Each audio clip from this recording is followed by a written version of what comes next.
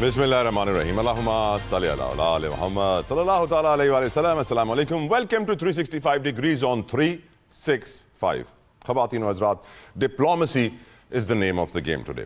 भारत को सिफारती महाज पर बेनकाब करने की तैयारियां इस वक्त जोर और शोर से जारी हैं। बिलावल भुट्टो जरदारी की सरबराही में हुकूमत पाकिस्तान ने सिफारती सतह पर कमेटी तश्कील दे दी है। कमेटी का मकसद दुनिया भर में भारत के झूठे प्रोपेगेंडे को बेनकाब करना है और सिंध तास मुआहदे को आलमी सतह पर उजागर करना भी है। मतलब भारत को एक और आलमी महाज पर टक्कर देने की पाकिस्तान ने इस वक्त ठान ली है। वहीं मोदी सरकार ने पाकिस्तान का पानी बंद करने की मंसूबाबंदी भी कर रखी है। ज़राए के मुताबिक मोदी ने दरियाए चिनाब, झेलम और सिंध पर नए मंसूबे बनाने की हिकमत अमली तैयार करने के लिए अहकाम जारी किए और कहा है कि जल्द अज जल्द किया जाए। दूसरी जानिब यह भी आपको बता दूं, चाइना ने भी मोहम्मद डैम पर जारी काम में तेजी लाने का फैसला और ऑर्डर्स भी पास कर दिए हैं। यकीनन ये बड़ी डेवलपमेंट्स हैं। आपको यही बताना चाहूंगा कि ISPR ने भी भारत को मुंह तोड़ जवाब देते हुए कहा है कि अगर भारत ने पाकिस्तान का पानी रोका तो नस्लों तक मुहित नताइज उनको भुगतने पड़ेंगे। यकीनन क्वाइट ऑब्वियस कि पहले भी उनको बड़ी चुपकी हुई है, मजीद उनको परेशानी होगी। बात करें मुल्की सियासी मामलात की तो अपोजिशन ने वजीर आज़म और स्पीकर कौमी असम्बली के खिलाफ तहरीक अदम एतमाद लाने का फैसला किया है और मुख्तलिफ ज़राए इस खबर की तस्दीक कर रहे हैं। इस सिलसिले में PTI अपने इत्तेहादियों से मुशावरत कर रही है एज पर आर सोर्सेज, जबकि चेयरमैन PTI बैरिस्टर गौहर ने इन अफवाहों की तरदीद किया, कहा है बेसलेस है। उनका कहना था कि ये मन गढ़ंत खबरें हैं जो मीडिया पर चल रही हैं, इसका हकीकत से कोई लेना देना नहीं, कोई ताल्लुक नहीं। ज़राए का ये भी दावा है कि हुकूमत और अपोजिशन में मुज़ाकरात के लिए इमरान खान ने ग्रीन सिग्नल दे दिया है, which is a big progress, और वज़ीर आज़म की पेशकश कबूल भी की है उन्होंने। मगर तहरीक इंसाफ की क़यादत का कहना है कि किसी किस्म की कोई मुज़ाकरात नहीं होने जा रहे। हकीकत क्या, ये तो टाइम विल टेल, लेकिन एक बात तो वाज़ेह है कि बैकडोर डिप्लोमेसी चाहे PTI को पाकिस्तान के अंदरूनी सियासी मामलात में करनी पड़े या पाकिस्तान को भारत को चित करने के लिए इंटरनेशनल डिप्लोमेसी करनी पड़े, दोनों तरफ डिप्लोमेसी है बड़ी ज़रूरी। सियासी मामलात से रुख करे मुआशी मामलात का तो IMF का वफ्द पाकिस्तान इस वक्त पहुँच चुका है और बजट के मामलात पर हुकूमती मुआशी टीम से मुशावरत कर रहा है। ज़राए का यह भी कहना है कि 22 मई तक बजट तजावीज़ को हतमी शक्ल दी जाएगी। IMF ने 11 मजीद सख्त शराइत हुकूमत पाकिस्तान के सामने रख दी हैं। 1,760 अरब रुपए के बजट की मंजूरी के लिए हुकूमत को उन शराइत पर अमल दरामद करना नागुज़ीर होगा। पाकिस्तान को आइंदा माली साल में तकरीबन 19 अरब डॉलर्स के गैर मुल्की कर्जे वापस करने हैं। जी हाँ, जिसे हम एक्सटर्नल फाइनेंसिंग कह रहे हैं। और तो और आलमी मालियाती इदारे ने पाकिस्तान की शरह नमू में कमी की पेशगोई कर दी है। ग्रोथ कम होगी। IMF के तखमीने के मुताबिक माली साल फिस्कल ईयर 27-28 तक पाकिस्तान की एक्सटर्नल फाइनेंसिंग गैप जो है वो बढ़कर 31.4 अरब डॉलर्स तक पहुंचने की तवक्को है। और साल 2030 तक पाकिस्तान को प्राइवेटाइजेशन सेक्टर से भी कोई पैसा नहीं मिलने वाला, ये भी IMF ने क्लियर कर दिया है। और IMF ने ये भी कहा है कि ये एक्सटर्नल फाइनेंसिंग पूरी करने के लिए दोबारा नया IMF से कर्जा लेना नागुज़ीर होगा। पाकिस्तान के पास कोई और ऑप्शन नहीं होगा कि वो अगला कर्ज ले या ना ले, उसे लेना पड़ेगा। आपको ये बताएं कि ये बजट IMF के साथ हमारा आखिरी बजट होगा। ये तो हमारे वज़ीर आज़म साहब का ख्वाब है, लेकिन हम आने वाले सालों में भी इस शिकंजे में जकड़े नज़र आ रहे हैं। एक अहम खबर आपके साथ ये भी शेयर करें कि अफ्रीका का मुल्क है नाइजीरिया, जिसने IMF को 3 अरब 40 करोड़ डॉलर्स अदा करके अपने सारे कर्जे ख़त्म कर लिए, IMF से जान छुड़ा ली है। तो फिर पाकिस्तानी लोग तो पूछेंगे ना कि अगर नाइजीरिया IMF से जान छुड़ा सकता है, क्या पाकिस्तान भी नाइजीरिया के बराबर है या नहीं? यकीनन वेरी इंपॉर्टेंट क्वेश्चन जो हम आज के शो में उठाएंगे।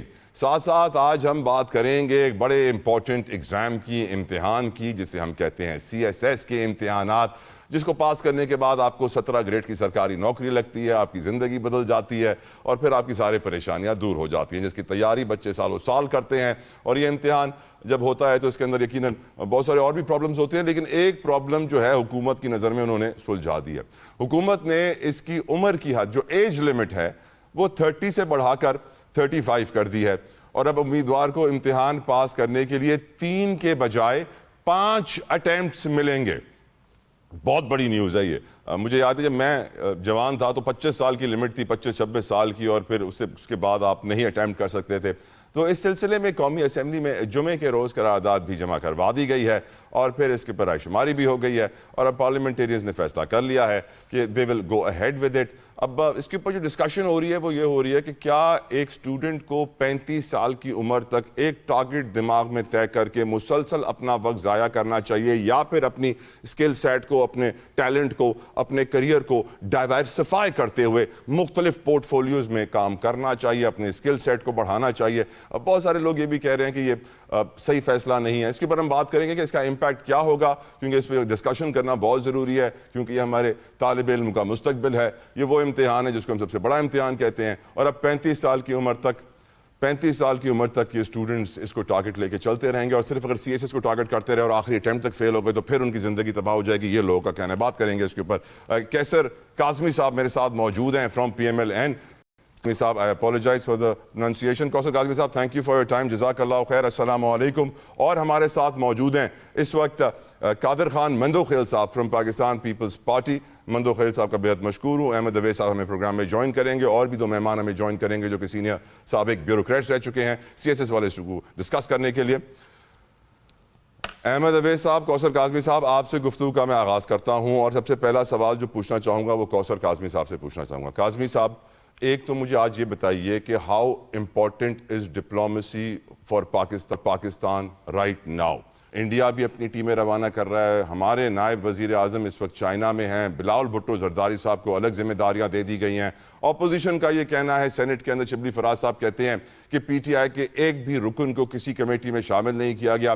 آپ کی نظر میں کاظمی صاحب اس وقت پاکستان کے لیے ڈپلومیسی کتنی ضروری ہے, اور کیا ٹارگٹس اچیو کیے جائیں گے اس ڈپلومیسی سے رائٹ ناؤ؟ کوثر کاظمی صاحب. بسم اللہ الرحمن الرحیم. رب صلی علی محمد وآل محمد. جدوئی صاحب, آپ نے سب سے پہلے مجھے بڑا مزہ آیا کہ آپ نے کہا جی نائجیریا جیسے ملک نے آئی ایم ایف کو خیر بات کہہ دیا. تو میں یہاں پہ اپنی قیادت کا حوالہ دینا چاہوں گا کہ میاں نواز شریف کی قیادت میں ہم یہ کام کر چکے ہیں ماضی میں. بدقسمتی سے اگر اس وقت وہ جو ملک ایک رائٹ ٹریک پہ تھا, وہاں پہ ایک پاناما جیسے ڈرامے کو لا کے ایک تجربہ کیا گیا نہ ہوتا تو آج ہم آئی ایم ایف کے چنگل سے آزاد ہو چکے ہوتے مکمل طور پر. تو اس میں کوئی شک نہیں ہے, یہ جو کام آج نائجیریا نے کیا یہ پاکستان پہلے کر چکا ہے. بھارتی جو مودی رجیم ہے اس کے حوالے سے میں یہ آپ کو کہوں گا کہ زبردست موقع ہے اس وقت کہ دنیا کے سامنے جو بھارتی دہشت گردی ہے اس کے چہرے سے نقاب اتارا جا سکتا ہے. آپ کینیڈا کے اندر ہردیپ سنگھ جو تھے ان کا قتل تھا, اس کے بعد 6 ان کے سفارتی لوگوں کو وہاں سے نکالا گیا تھا. ان کے وہاں پہ پارلیمان کے اندر ایک پارلیمانی انکوائری کی صورت میں بھارتی جو ایک سازش تھی قتل کی, جس میں انہوں نے ایک بے گناہ کینیڈین شہری کو مارا تھا, وہاں پہ وہ ڈسکس ہوا. دنیا جانتی ہے کہ بھارت دوسرے ممالک کے اندر اس طرح کی کاروائیاں گینگز کو ہائر کر کے, وہ رینٹ کلر جو معاملات ہوتے ہیں وہ اس کو استعمال کر کے یہ کام کرتا رہا. پھر وہاں پہ جو گرپتوت سنگھ پنو ہیں امریکہ کے اندر, وہاں پہ ان کی قتل کی سازش تو ناکام ہوئی, لیکن امریکن جو ادارے تھے انہوں نے بھارتی سازش کو پکڑا اور ان کو خبردار کیا. تو عالمی سطح پر بھارت جو پہلے بے نقاب ہو چکے ہیں, بڑا آسان ہے ہمارے لیے کہ جعفر ایکسپریس ہو, کلموشن ہو, ان تمام کو بطور ثبوت پیش کر کے عالمی سطح پر بھارت کو دیوار کے ساتھ لگایا جائے. جو خود ایک جو سو کالڈ حملے ہوتے ہیں وہاں پہ ان کو سامنے رکھ کے پاکستان پہ الزام لگاتا ہے. بھارت کے اندر 100 سے زیادہ علیحدگی پسند تحریکیں چل رہی ہیں. اگر آج ہم نے یہ نہ کیا تو کل کوئی حملہ ہوگا بھارت پہ, اس کا الزام پاکستان کے اوپر لانچمنٹ کے اندر اندر. اور حملہ تو ہمیں کرنا چاہیے تھا جب ہمارے پاس ایک پختہ ثبوت تھے جعفر ایکسپریس کے کہ افغانستان کے اندر کس طریقے سے سہولت کاری ہوئی, اور پاکستان کے اندر جتنی بھی دہشت گردی ہے اس کے پیچھے بھارت کا ہاتھ ہے.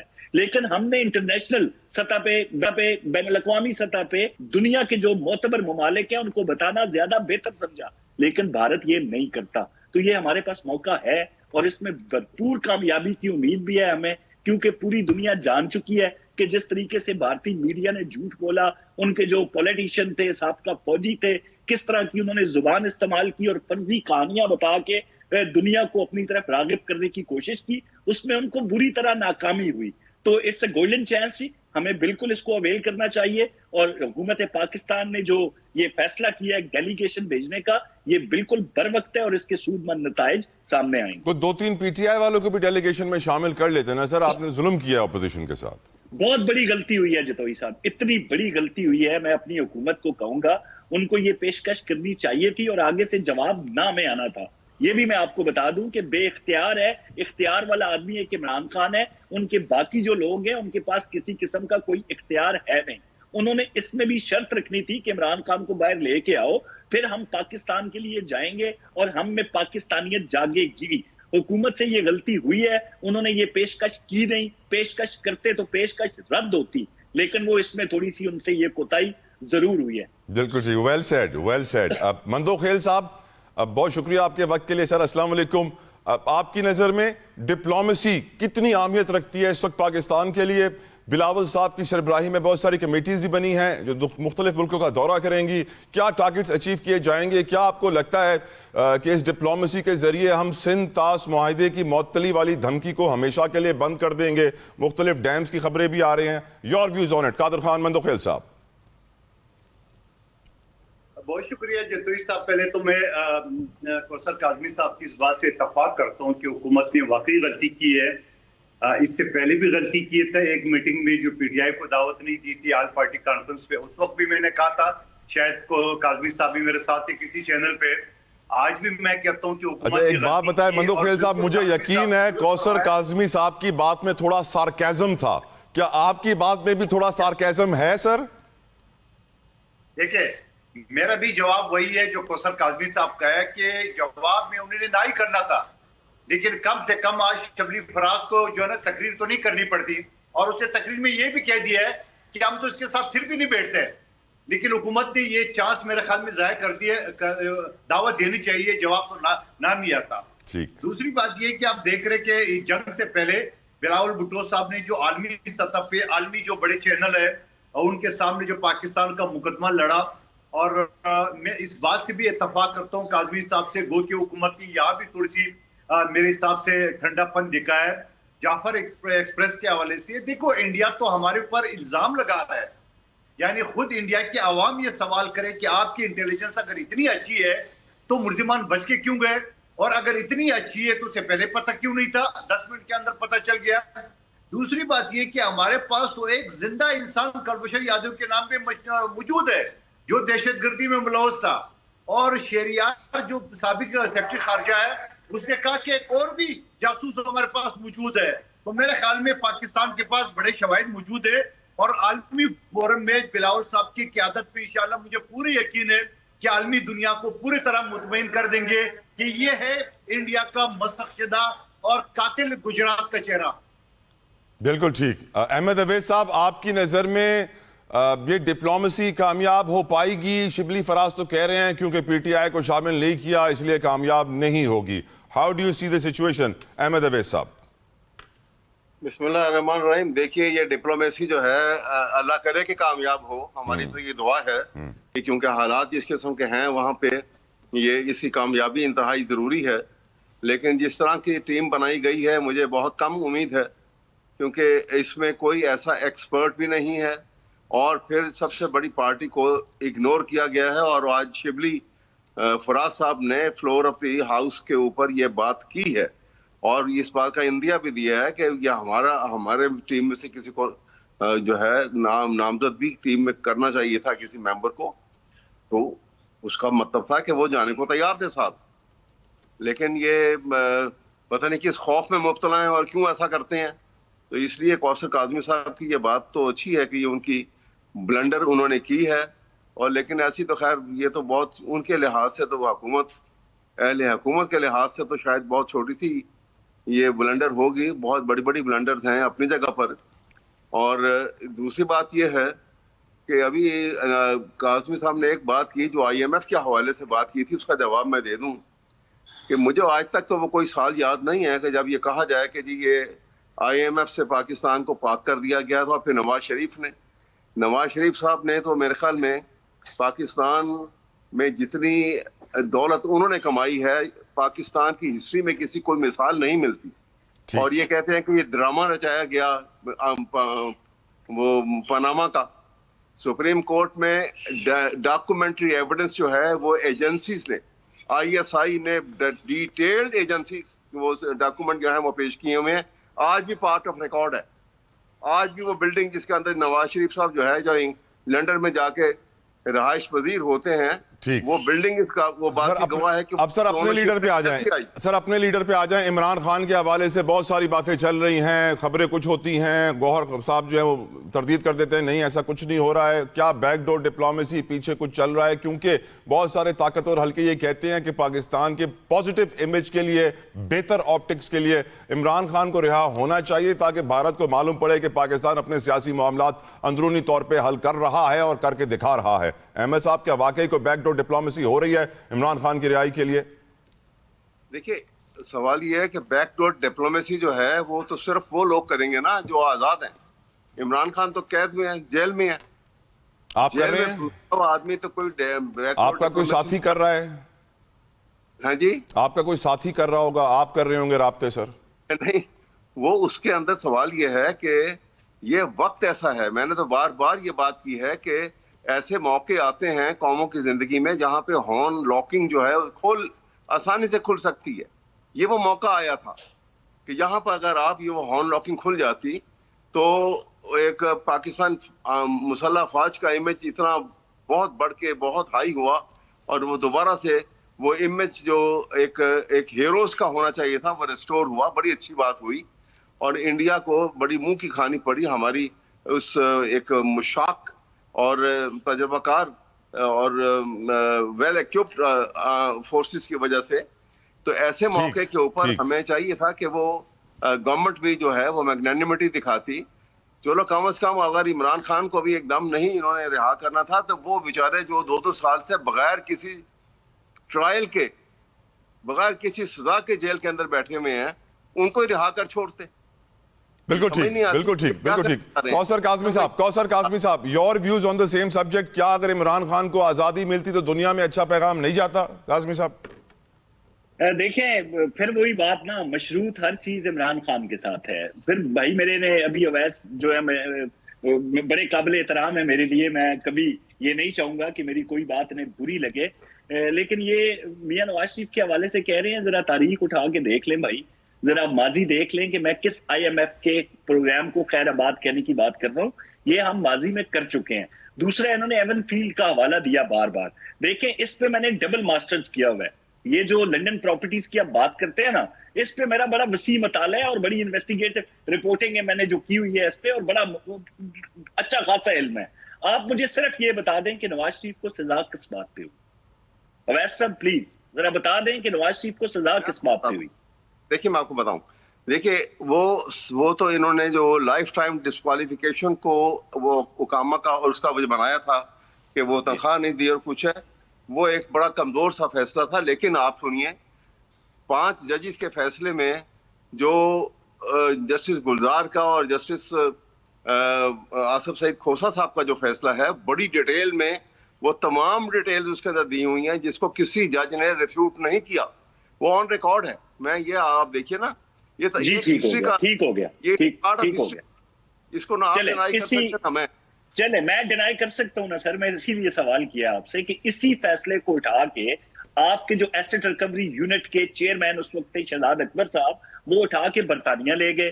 برطانیہ کے home office Royal court of justice کے اندر براڈ شیٹ کو ہائر کیا گیا. وہ کاوے موسوی, وہ سارے معاملات بھی آپ کے سامنے ہیں اور قوم بھی جانتی ہے. جب یہی معاملہ برطانوی کورٹس کے اندر جاتا ہے, وہاں پہ کلین چٹ ملتی ہے حسن نواز کو, کلین چٹ ملتی ہے شہباز شریف کو, کلین چٹ ملتی ہے شریف خاندان کے باقی افراد کو. یا تو پھر یہ کہہ دیں کہ وہاں کے ججز بک چکے تھے, یا وہاں پہ کسی اور کی انفلوئنس تھی, یا پاکستانی اداروں نے جا کے برطانوی کورٹس کو یرغمال بنا لیا تھا. اب جب معتبر ترین اداروں نے اس حوالے سے کلین چٹ دے دیا ہے تو میرے خیال میں ہمیں تھوڑا سا اپنے جو بیان تھے, جو باتیں تھی, اس پر معافی مانگ لینی چاہیے قوم سے. جی بالکل, میں آپ کی بات کاٹ رہا ہوں لیکن سنیے, بالکل آپ جو بات کر رہے ہیں نا, اس کو میں اس وقت بالکل کوئی کنٹروورسی نہیں بنانا چاہتے. میں تو بارہا کہتا ہوں, بار بار کہہ چکا ہوں کہ ہمیں آگے کو دیکھنا ہے, ماضی کو بھلانا ہے. یہ کیونکہ آپ نے بات کر دی تو میرے منہ سے بھی یہ بات نکلی, یہ بات چھوڑیے. ہمیں آگے کو دیکھنا ہے کہ اس وقت جو ہے پالیسی میکنگ کے لیے پاکستان کو کس طرح آگے لے کے چلنا ہے, اور کہاں کہاں. مندو خیل صاحب کو موقع دیں اس کے اوپر, ایک منٹ بچائے بریک میں. مندو خیل صاحب, کیا عمران خان کے لیے اب کچھ حالات نرم ہونے چاہیے, بہتری آنی چاہیے, specially for optics and Pakistan's positive image? Mandokhel صاحب. دیکھیں, میں تو پہلے ہی تجویز دے چکا ہوں کہ احمد عزیر صاحب کو پتہ ہے قانون پیرول کا قانون موجود ہے جہاں ماں باپ کی ڈیتھ کے اوپر ملزم کو رہائی دیتی ہے. میں سمجھ رہا ہوں سلامتی کمیٹی کا ایک میٹنگ بلا کے اور عمران خان صاحب کو 2-4 دن کے لیے پیرول پہ رہا کر کے اور وہاں صرف پاکستان کی بات کرنا چاہیے, اپنے مقدمات کی نہیں. تو میں یہ سمجھ رہا ہوں کہ ماضی میں بھی نواز شریف صاحب کو سزا بھی ہے, ہمارے ساتھ بھی اس طرح ہوا ہے. تو میں یہ سمجھ رہا ہوں کہ اگر عمران خان صاحب نے آج بھی ریئلائز کیا ہے, اور یقیناً کیا ہوگا کیونکہ ایز اے وکیل مجھے پتا ہے کلائنٹ جو ایک دن بھی جیل میں ہوتا ہے تو بڑا برا گزرتا ہے. جتوئی صاحب 5 اسٹار ہوٹل میں اگر خدا نخواستہ آپ کو میں بند رکھوں تو آپ 5 دن بھی نہیں گزار سکیں گے, جیل تو جیل ہے. تو میں یہ سمجھ رہا ہوں کہ اگر عمران خان آج بھی اس چیز کو ریئلائز کرے کہ واقعی اس طرح غلطیاں ہوئی ہے تو اس کو میں یہ سمجھ رہا ہوں کہ اس کے اوپر نظر ثانی حکومت کو کرنی چاہیے. لیکن شرط یہ ہے کہ آج بھی اگر ان کے کارکنان, آج بھی ان کے لوگ, لیکن مجھے اس بات کی خوشی ہے اور میں آپ کو بات بتا دوں کہ یہ جنگ اور جیو کا ہیڈ لائن 2 دن پہلے گزر چکا ہے کہ عمران خان صاحب نے گور خان کو اختیار دیا ہے کہ آپ حکومت سے مذاکرات کریں اور کسی کو مت بتائیے. اور آج عرفان صدیقی صاحب نے ان کو ڈینائی کر کے اس کو تصدیق کر دی ہے کہ واقعی مذاکرات چلے, ورنہ حکومت کیوں منع کرتی ہے. تو میں یہ سمجھ رہا ہوں اچھی بات ہے, مذاکرات کرنے چاہیے, سیاسی لوگوں کے بیچ میں مذاکرات ہونے چاہیے. اگر کوئی گلے شکوے پر کھل کے مذاکرات نا مندو خیل صاحب, کھل کے یا چھپ کے؟ کھل کے مذاکرات ہونے چاہیے, چھپ کے؟ اگر کھل کے کر لے پھر آپ لوگ تماشا بنا لیں گے میڈیا والے, چھپ کے زیادہ بہتر ہے تاکہ کوئی کنکلوژن کی طرف چلے جائے. دیکھیں چلیں, میں اگری کر لیتا ہوں آپ کی اس بات سے, آپ بالکل صحیح کہہ رہے ہیں قادر خان مندو خیل صاحب. وزیر اعظم پاکستان میاں شہباز شریف صاحب نے قوم کو ایک خواب دکھایا. IMF نے کہا خواب ضرور دیکھو لیکن یاد رکھو ہر خواب سچا نہیں ہوتا ہے. IMF کی ٹیم اس وقت پاکستان میں موجود ہے, ملاقاتوں کا سلسلہ جاری ہے, نئی شرطیں ان کی جانب سے رکھی جا رہی ہیں بجٹ تجاویز کے طور پہ, اور بجٹ کے حوالے سے ان کی ڈائریکشنز بہت امپورٹنٹ ہے. یہ بھی ہم جانتے ہیں کہ ان کی ڈائریکشنز کے اوپر ہی بجٹ تیار کیا جا رہا ہے. لیکن ڈائریکشنز اور احکامات تجاویز تو پہلے بھی بہت آئی تھی, جیسے کہ ایک ان کی تجویز جو آئی تھی کہ پاکستان میں 200 سے زائد اسٹیٹ اونڈ انٹرپرائزز یعنی سرکاری ادارے جو خسارے میں چل رہے ہیں ان کو بیچو یا بند کرو. پھر پاکستان نے فیصلہ کیا تھا کہ ہم PIA کو بیچیں گے. PIA کو 2016 میں ہی بیچنے گئے تھے, ہم نے تقریباً $1 ملین $10 لاکھ ایک اپنی ایجنسی کو بھرے تھے PR کے اور دوسرے کاموں کے لیے, وہ ڈوب گئے. پھر پچھلے سال بھی ہم نے دیکھا PIA کی نچکاری میں پھر اسی کمپنی کو کوئی $10 ملین $1 کروڑ دیے گئے. پھر اب ہم دیکھ رہے ہیں کہ تیسری بار اسی کمپنی کو پھر سے وہی ڈالر دیے جائیں گے, جبکہ IMF نے کہہ دیا ہے کہ 2030 تک آپ کو پرائیویٹائزیشن سے کوئی پیسے نہیں ملنے والے. IMF نے کہہ دیا ہے یہ خواب دیکھنا چھوڑ دو کہ یہ آخری پروگرام ہوگا. IMF نے واضح طور پہ کہہ دیا ہے کہ پاکستان کی ایکسٹرنل فائنینسنگ کے بوجھ کی وجہ سے اگلا IMF کا قرضہ لازم ہوگا, کوئی اور آپشن پاکستان کے پاس نہیں ہے. قادر خان مندو خیل صاحب, ہم ایک IMF کے دلدل میں پھنسے ہوئے ہیں, بجٹ کی تیاری ہو رہی ہے اس وقت IMF کی ڈائریکشنز میں, وزیر اعظم خواب دکھا رہے ہیں آخری ہوگا ہمارا IMF کا قرضہ. IMF کہہ رہا ہے بلی کے خواب میں چیچڑے. How do you see the situation sir? Jatoi صاحب, پچھلے اسمبلی میں خصوصی کمیٹی کا چیئرمین تھا اور یہ وفاقی اداروں کے تمام کے جو مسائل ہیں یا ملازمتوں کے حوالے سے وہ میرے کمیٹی میں تھے. میں آپ کو چیلنج کے ساتھ کہتا ہوں کہ پاکستان کا ایک بھی ایسا ادارہ نہیں ہے, ڈپارٹمنٹ نہیں ہے جو اپنی پاؤں پہ کھڑا ہے, سب کے سب خسارے میں چل رہے ہیں. تو آپ کیسے IMF سے جان چھوڑائیں گے؟ ایک ادارہ تو بتاؤ. یعنی 600 لوگوں کو بھرتی کر دیے 6 مہینے کے لیے, پھر اس کے بعد اس کو نکال دیے, پھر 2 سال بعد پھر اسی ڈپارٹمنٹ نے 600,000 بھرتی کر دیے, پھر 6 مہینے نکال دیے. آپ دیکھ رہے research council, agriculture research council میں پچھلے 40 سال سے کچے ملازمین چل رہے ہیں. اسلام آباد جو ہمارا کیپٹل ہے پاکستان کا, وہاں پہ 17 گریڈ کے لیڈیز ٹیچر جو نا وہ ڈیلی ویجز پہ کام کر رہے ہیں. آپ کا تو پورا ملک ڈیلی ویجز پہ چل رہا ہے, IMF سے کہاں سے جان چھوڑائیں گے آپ؟ احمد اویس صاحب, آپ کی نظر میں IMF کا دلدل کبھی پاکستان جان چھڑا پائے گا؟ نائجیریا کی طرح ہم ہو پائیں گے؟ اس کے لیے جو بولڈ سٹیپ اور کریجس سٹیپ کی ضرورت ہے نا, وہ یہ کبھی نہیں لے پائیں گے. اور وہ میں آپ کو بتا دیتا ہوں دیکھیے اگر پوری کولڈ وار سے زمانے سے آج تک کا پیریڈ اور اس میں 10 سال کی افغان وار، پھر اس کے بعد پاکستان کے اوپر جو ٹیررسٹ اٹیکس اور اس کے اوپر فرنٹ لائن اسٹیٹ ہونے کی وجہ سے جو ہماری انفراسٹرکچر کے اوپر، مین پاور کے اوپر ہماری شہادتیں اور یہ سارا جو نقصانات ہوئے ہیں، اگر ایک خوبصورت ٹیم تیار کی جائے جو یہ پورا ڈیٹا کلیکٹ کر کے جو ایٹراسٹیز پاکستان پہ آئیں وہ وہاں لے کر جائے اور جا کے بتائے کہ جناب یہ ہمارے سے ماضی میں اور ہوا ہے اور اس کے ذمہ دار اس حد تک کہ ہم آپ کے ہیجمنی میں تھے، فرنٹ لائن اسٹیٹ تھے، اور اس میں یہ جنگ میں ہم آپ کی جنگ کے اندر شامل رہے اور کلینڈسٹائن وار میں ہم لڑے. تو جناب ہمیں آپ یہ کریں، ہم یہ نہیں کہتے ہیں کہ ہمیں آپ سارا قرضہ معاف کر دیں، ہم کہتے ہیں کہ ہمیں آپ ایٹ لیسٹ 10 ایئرس کا یا ایٹ لیسٹ 5 ایئر کا موریٹوریم دیں، 5 سال کا ہمیں موریٹوریم 10 سال کا دے دیں، اور ہم 10 سال کے بعد ہماری جو قرضے ہیں فریز کر دیں. آج کی تاریخ میں ہم آپ کو 10 سال کے بعد یا 5 سال جو فکس کریں گے ہم آپ کے قرضے ادا کر دیں گے. اور دیکھیے آپ کی اکانومی کیسے تیزی سے اوپر نکلتی ہے اور آپ اس قابل بھی ہو جائیں گے کہ پرماننٹ چھٹکارا پا لیں گے. اور یہ آپ ساتھ بتائیے کہ یہ آپ اکیلے ہم پاکستان کے ساتھ نہیں کر رہے ہیں، آپ اس سے پہلے IMF جو ہے وہ ساؤتھ امریکن کنٹریز کے ساتھ کئی ممالک کے ساتھ یہ کھیل کھیل چکا ہے، انکلوڈنگ برازیل. تو ہمارے ساتھ بھی کیا جا سکتا ہے یہ، اور کوئی اس میں خوف کی بات نہیں ہے. آپ پوری ہسٹری ڈیٹیل سے وہاں بتائی جائے اور پورا بتائے کہ کیا کیا نقصانات پاکستان کو اٹھانے پڑے ہیں، اور ہمارا یہ حال جو ہوا ہے اس میں ہم ذمہ دار اکیلے نہیں ہیں، اس میں آپ بھی ذمہ دار ہیں اس کے. بالکل ٹھیک. کوئی وہاں پہ ایسی بات نہیں ہے. دیکھیے ایٹ دی موسٹ آپ وہ نہ کریں گے، وہ نہ کرنا آسان نہیں ہے ان کے لیے. ان کو معلوم ہے کہ پاکستان نیوکلیئر پاور ہے. وقت کم ہے، میں ایک اور ٹاپک کے اوپر آپ سے گفتگو کرنا چاہتا ہوں. مندوق خیل صاحب، یہ جو CSS کے اندر نئے فیصلے آ رہے ہیں کہ 35 سال کی عمر تک وہ اٹیمپٹ دے سکتے ہیں، 5 اٹیمپٹ دے سکتے ہیں، آپ کی اس کے اوپر کیا رائے ہے؟ کیا ہم اس صحیح ڈائریکشن میں جا رہے ہیں؟ کیونکہ آپ ہمیشہ سے کہتے تھے نا کہ ہمارے ملک میں تو ججز بھی میرٹ پہ بھرتی نہیں ہوتے ہیں. خیر یہ بڑی امپورٹنٹ امتحان ہوتے ہیں، CSS کے ساری بیوروکریسی اس سے بنتی ہے. آپ اس نئے فیصلے کے اوپر کیا کہیں گے مندوق خیل صاحب؟ دیکھیے میں آپ کو پریکٹیکلی بات بتاؤں، پچھلے اسمبلی میں نے ایک بل پیش کیا تھا اسمبلی میں، قومی اسمبلی میں. اس میں نے یہ کہا کہ ہمارے بچے اور بچیاں جو باہر سے پڑھ کے آتے ہیں اور آپ ان کو نوکری دینے کی بجائے یہ سارے بوڑھے بابے آپ نے ایکسٹینشن پہ ایکسٹینشن دے رہے ہو. وفاقی محتسب اعلیٰ پچھلے 11 سال سے چیف سیکرٹری ریٹائرمنٹ کے بعد بیٹھا ہوا ہے، اس کا رجسٹرار 20 سال سے ایکسٹینشن پہ بیٹھا ہوا ہے. آپ اس کی عمر کا اندازہ لگا لیں. تمام آپ کے محتسب جو ہے نا ریٹائرڈ لوگ ہیں. آپ کے اسمبلی کے جو اسپیکر کے نیچے جو 3 لوگ ہیں اس میں 2 ایکسٹینشن پہ ہے. آپ کے سارے ڈپارٹمنٹ کے چیئرمین اور MD جو ہے نا وہ ایکسٹینشن پہ ہے. آپ مجھے بتاؤ ہمارے نوجوانوں کے لیے آپ نے روزگار چھوڑا کدھر؟ اور ویسے نوجوانوں کی عمر چلی جا رہی ہے. تو میں بالکل حمایت کر رہا ہوں، بہت اچھا فیصلہ ہے، کیونکہ جو آپ ہی بڈھوں کو نکال نہیں رہے تو نوجوانوں کی عمر نکلی جا رہی ہے تو وہ کیسے امتحان دیں گے؟ احمد اویس صاحب، آپ کی نظر میں اچھا فیصلہ ہے اور آپ کو بھی ایسا ہی لگتا ہے کہ نوجوان بے روزگار ریٹائرڈ افسر عہدوں پر؟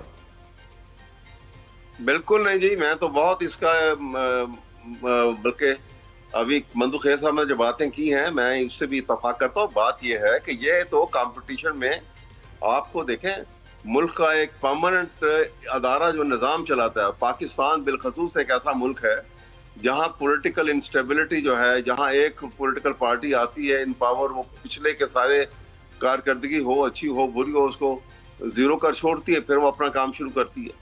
تو ایسے میں ایک پرماننٹ ادارہ جو ہے جو اس نظام کو چلاتا رہتا ہے، کنسسٹنسی کریٹ کرتا ہے، اس میں تو آپ کو اعلیٰ ترین مہارت اور ذہانت کے لوگ چاہیے.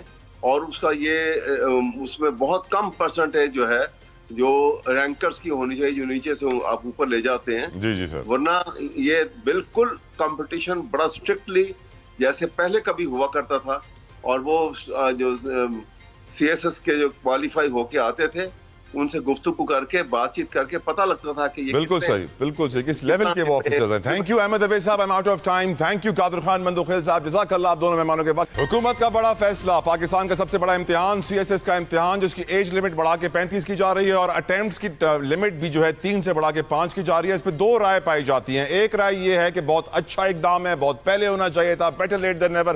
دوسری رائے یہ پائی جا رہی ہے کہ 35 سال کی عمر تک اگر وہ شخص 5 اٹیمپٹ میں بھی فیل ہو گیا تو پھر تو اس کی زندگی برباد ہو گئی, اس لیے یہ وہ ڈائیورسیفائی نہیں کر رہا اپنے کیریئر کو, اس لیے صحیح امپیکٹ نہیں آئے گا اس فیصلے کا. گفتگو کریں گے. میرے ساتھ 2 بہت معزز مہمان موجود ہیں اس وقت. عاشق حسین کھسرو صاحب CSP آفیسر ہیں, ایڈیشنل سیکرٹری ایجوکیشن ڈپارٹمنٹ. عاشق صاحب بہت بہت شکریہ آپ کے وقت کے لیے. چودھری اکمل صاحب میرے ساتھ موجود ہیں جو کہ پریزیڈنٹ ہے کراچی چیپٹر کے institute of cost management accountants of Pakistan. دونوں مہمانوں کا بہت مشکور ہوں. عاشق حسین کھسرو صاحب, آپ کی نظر میں اس فیصلے کا امپیکٹ پازیٹیو آئے گا زیادہ یا نیگیٹو؟ کھسرو صاحب.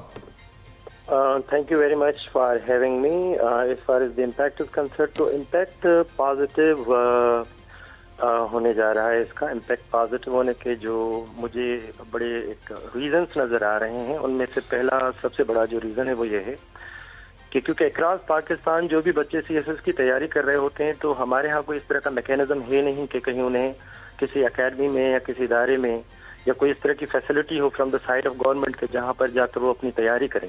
تو لہٰذا یہ سارا آن دیئر اون کرنا ہوتا ہے یا کچھ اکیڈمیز کے اندر ان کو جانا ہوتا ہے. تو اس حوالے سے جب وہ تیاری کر رہے ہوتے ہیں تو ان کا 1 یا 2 اٹیمپٹ جو ہے تقریباً ٹرائی اٹیمپٹ جس کو ہم کہتے ہیں کہ جی پہلا اٹیمپٹ دے کر دیکھتے ہیں, پھر دوسرا اٹیمپٹ دیکھ کر دیتے ہیں. تو اسی طرح سے جب 1-2 سال ان کے ٹرائی اٹیمپٹ میں چلے جاتے ہیں تو جو ان کا سیریس اٹیمپٹ ہوتا ہے وہ ہارڈلی کوئی لاسٹ اٹیمپٹ بن جاتا ہے یا کبھی کبھی دوسرا اٹیمپٹ بن جاتا ہے. تو from this point of view I would say کہ this is going to help them کہ کم سے کم ایک تو وہ ٹرائی اٹیمپٹ کا جو کانسیپٹ ہے وہ اس سے تھوڑا ریڈیوس ہوگا, وہ پریپیئر ہو کے اپنے اٹیمپٹ دیتے ہوئے جائیں گے. اینڈ 5 از رادر, اگر میں ایڈ کر دوں تھوڑا تو مجھے بھی قدراً زیادہ لگ رہا ہے کہ اٹ شوڈ بی اراؤنڈ 4, کیونکہ جو ہمارے پڑوسی ملک ہے وہاں پر بھی یہی ریشو رکھا ہوا ہے کہ وہاں پر بھی 4 اٹیمپٹ جو ہیں ہوا کرتے ہیں. اور باقی جو اس میں 2-3 اور ایڈ بھی کرنا چاہوں گا ریزنز. تو ایک یہ ہے کہ جب ایج جو ہے ہو جائے گی تقریباً 35 کے قریب یا اٹیمپٹ جب 5 ہو جائیں گے تو ایک دوسرا جو امپیکٹ اچھا پڑنا ہے وہ یہ پڑھنا ہے کہ بچے پہلے اپنی تعلیم کو کنسنٹریٹ کریں گے. ادروائز کیا ہوتا ہے کہ فرسٹ ایئر انٹر کے بعد وہ اپنی پڑھائی کو زیادہ سے کمپرومائز کرتے ہیں, they switch to CSS preparation اور نکل جاتے ہیں. تو اس طرح سے جب ایج بڑھ جائے گی تو they will first complete their education, MS کر لیا, MPhil کر لیا, تو اچھی تعلیم کر کے جب بچے آئیں گے تو میرے خیال سے وہ تھوڑا اچھا ایڈ آن کریں گے. تو یہ 2 ریزن ابھی مجھے لگ رہے ہیں جو well said. Stay with us Ashiq صاحب. چودھری اکمل صاحب, آپ کی نظر میں امپیکٹ پازیٹیو یا نیگیٹو اور کیوں سر؟ دیکھیں آپ کی جو دونوں باتیں ہیں کہ ایج لمٹ بڑھانے کے جو ہے وہ پازیٹیو امپیکٹس بھی ہیں, نیگیٹو امپیکٹس بھی ہیں, اور دونوں باتوں میں جو ہے نا وہ دونوں دلائل میں وزن ہے کہ ایک بندہ جب مسلسل اپنا ٹائم ضائع کرے گا 5 اٹیمپٹ کے بعد بھی اگر وہ نہ پاس ہوا وہ پایا تو وہ کیا کرے گا. تو اس میں ایک وزن ہے کہ بہرحال اس کو مطلب وہ رول آؤٹ نہیں کیا جا سکتا. ایٹ دی سیم ٹائم جو ہے وہ اس کے فائدے بھی ہیں اور نقصان بھی ہے. لیکن میں اس سے زیادہ ایمپسس اس بات پہ کروں گا کہ جو ہمارا ٹوٹل سلیبس سسٹم ہے نا CSS کا, اس کو تھوڑا سا براڈ سینیریو میں دیکھنا چاہیے. اس میں بڑی کمیاں ہیں, مطلب اس میں پریکٹیکل ایکسپوجر جو ہے نا وہ اس کو کاؤنٹ نہیں کیا جاتا.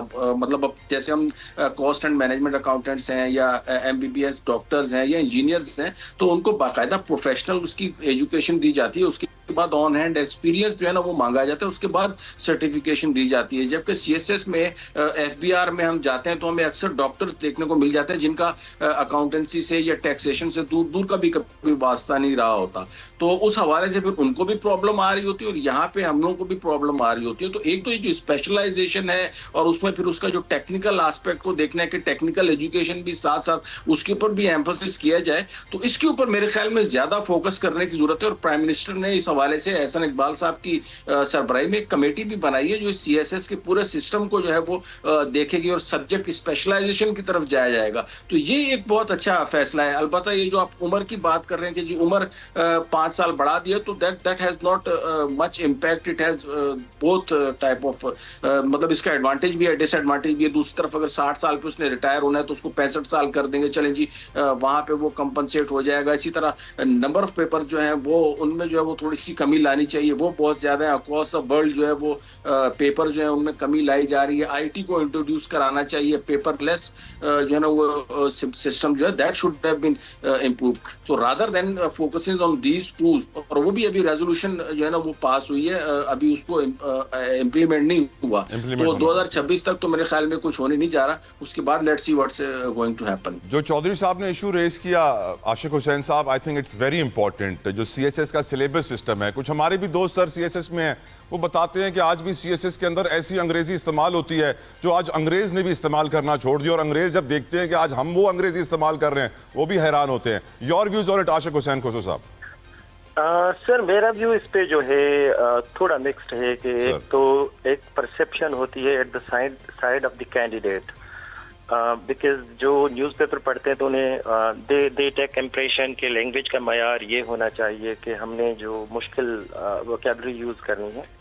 As far as the papers are concern, उनकी लैंग्वेज सहल, बड़ी आसान, बड़ी सिंपल हम यूज़ करते हैं. अलग बात है कि कुछ जो टॉपिक्स हैं उनकी अंडरस्टैंडिंग के लिए we need to enrich our vocabulary.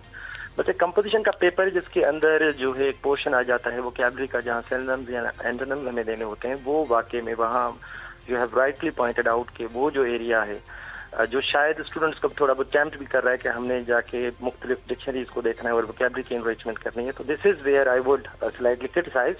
बाकी rest of the thing is के CSS is more about understanding the exams. जो मेरे पढ़ाने का रहा है, मुझे एक्सपीरियंस 2007 से, I have been teaching the CSS aspirants across Pakistan.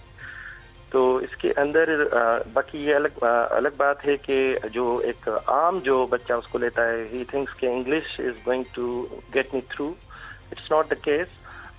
ऐसे का पेपर है, लेकिन that again depends on its technicalities, art of writing. Right, sir. I'm out of time. Thank you so very much, Ashiq Hussain Khoso साहब. Thank you so very much, Chaudhary Akmal साहब. आप दोनों मेहमानों का बेहद कीमती वक्त के लिए व्यूज गुफ्तगू आपने सुनी. फीडबैक सोशल मीडिया पर जरूर दीजिएगा, मैं इंतजार करूंगा. I'll see you tomorrow. Until then, Allah Hafiz.